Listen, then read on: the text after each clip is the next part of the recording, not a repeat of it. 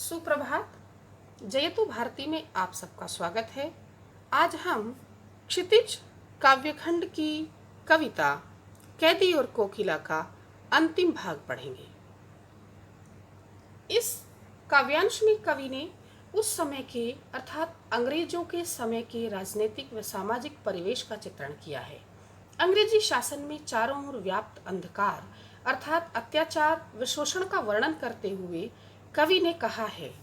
इसमें कवि और कोयल का संवाद चल रहा है। उसी संवाद को आगे बढ़ाते हुए कवि उस समय में जो चारों ओर अत्याचार और बुराई फैली हुई थी उसी का वर्णन करते हुए कहते हैं, काली तू रजनी भी काली, शासन की करनी भी काली, काली लहर कल्पना काली, मेरी काल कोठरी काली, टोपी काली कमली काली, मेरी लोह श्रृंखला काली, पहरे की हूँ कृति की ब्याली, तिस पर है गाली ए आली। ए आली ए सखी, हे सखी कोयल, तू काली है और रात भी काली है। रजनी माने रात, तो तेरा रंग काला है और रात में अंधकार है, इसलिए ये भी काली है। तो ये तो प्राकृतिक है, प्रकृति ने इन दोनों का रंग काला बनाया है। लेकिन यहाँ तो शासन की करनी भी काली है। अंग्रेजी शासन के जितने भी कार्य हैं वे सभी काले हैं। काला रंग बुराई का प्रतीक होता है और उस समय चारों ओर बुराई ही बुराई फैली हुई थी, अर्थात अत्याचार व शोषण कर रहे थे अंग्रेज लोग भारतीयों का। इसीलिए कवि कहते हैं कि अंग्रेजी शासन के जो कार्य हैं वे सभी बुराई से भरपूर हैं।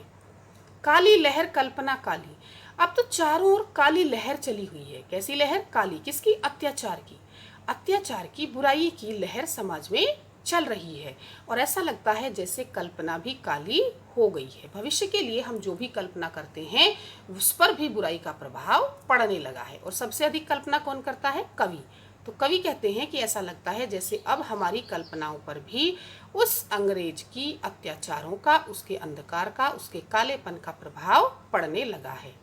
मेरी काल कोठरी काली, मेरी छोटी सी जो कोठरी है उसमें अंधकार रहता है, इसलिए वह भी काली है।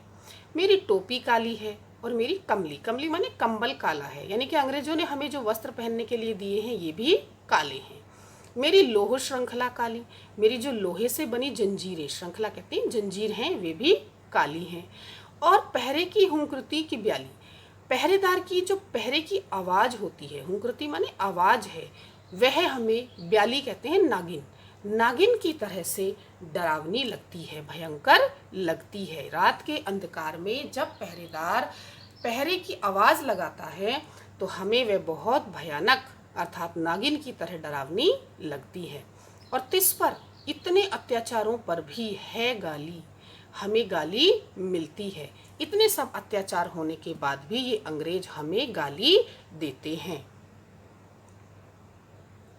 इस काले संकट सागर पर मरने की मदमाती कोकिल बोलो तो, अपने चमकीले गीतों को क्यों कर हो तैराती कोकिल बोलो तो। इस काले संकट रूपी सागर पर, काला मतलब बुराई, उस समय हमारे समाज में चारों ओर बुराई ही बुराई फैली हुई थी। तो इस बुराई के संकट रूपी सागर पर जो संकट छाया है हमारे देश पर, किसका? अंग्रेजों के द्वारा किए गए अत्याचार का, उस सागर पर तुम मरने के लिए तैयार क्यों हो? मदमाती मतलब मरने के लिए, तो उस पर मरने के लिए तैयार हो। कोयल बताओ तो, क्या तुम भी हमारे साथ, हम तो अपने देश को आजाद करने के लिए मरने को तैयार हैं, तो क्या तुम भी हमारे साथ उस संकट रूपी सागर में मरने को तैयार हो? अपने चमकीले गीतों को क्यों कर हो तैराती, और इस संकट रूपी सागर पर अपने चमकीले प्रकाशित गीतों को, गीत मतलब स्वर, कोयल का जो स्वर है चमकीला, प्रकाशित है और मीठा है, मधुर है, तो अपने उस मधुर गीत को तुम इस सागर पर, इस संकट पर क्यों तैरा रही हो। यहाँ पर कवि के कहने का तात्पर्य है कि जो काला है वो बुराई का प्रतीक है, जो प्रकाश है, चमकीला प्रकाश है, वो अच्छाई का प्रतीक है। तो इस बुराई के संकट रूपी सागर पर बैठ करके तुम अपने प्रकाशित जो आपके प्रकाश रूपी गीत हैं, जो आपके अच्छाई रूपी मधुर स्वर है, उसे आप क्यों यहाँ पर गा रही हो, अर्थात इस संकट रूपी सागर पर बैठकर तुम अपने गीत क्यों गा रही हो, अब मधुर स्वर में क्यों बोल रही हो, कोयल बताओ तो। तुझे मिली हरियाली डाली, मुझे नसीब कोठरी काली, तेरा नभ भर में संचार, मेरा 10 फुट का संसार, तेरे गीत कहावे वाह, रोना भी है मुझे गुनाह, देख विषमता तेरी मेरी, बजा रही तिस पर रणभेरी। इसमें कवि ने कोयल में और स्वयं में अंतर बताया है कि तुम किस स्थिति में रह रही हो और मैं किस स्थिति में रह रहा हूँ।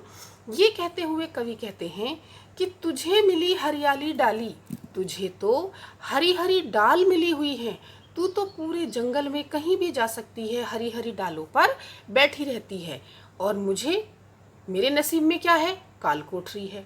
तो तुझे मिली है हरियाली डाली और मुझे मिली है, मेरे नसीब में है काल कोठरी। तो तुझे तो हरी हरी डाल मिली है और मेरे नसीब में काल कोठरी लिखी है। तो ये अंतर है, यानी कि तू स्वतंत्र है और मैं कैद में हूँ, पराधीन हूँ।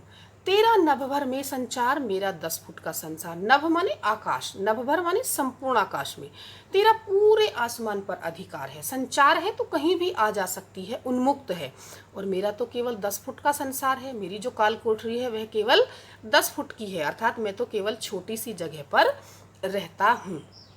तो ये अंतर है कि तुम स्वतंत्र हो, पूरे आकाश में कहीं भी जा सकती हो, और मैं केवल अपनी 10 फुट की कोठरी में ही रहने को मजबूर हूँ।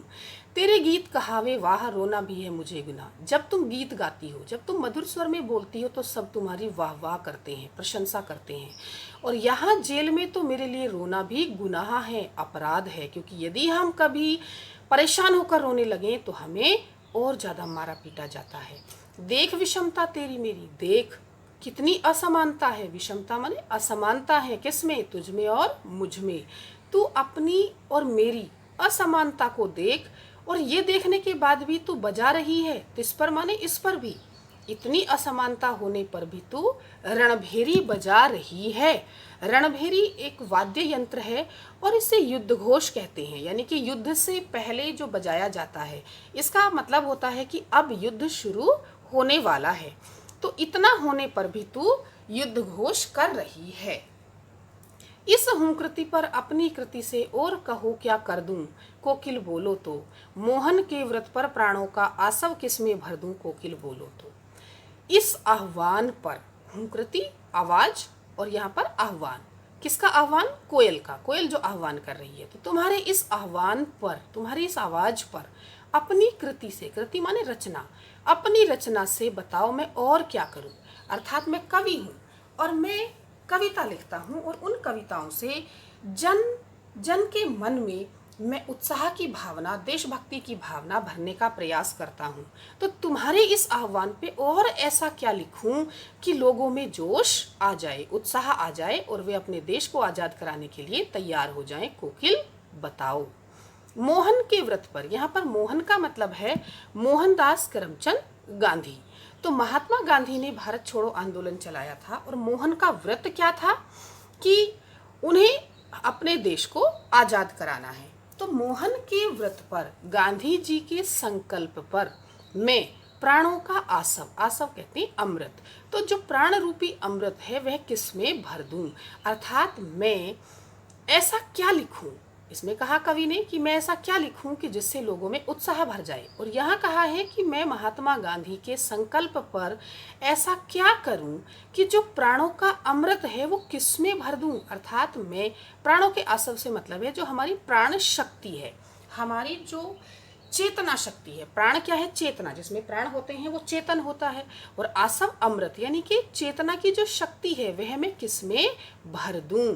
अर्थात जब लोग, देशभक्त लोग देश की आज़ादी के लिए मर रहे थे तो वे कैसे हो गए, अमर हो गए। तो अमृत, प्राणों में अमृत भरने का मतलब है मरने के बाद अमर हो जाना।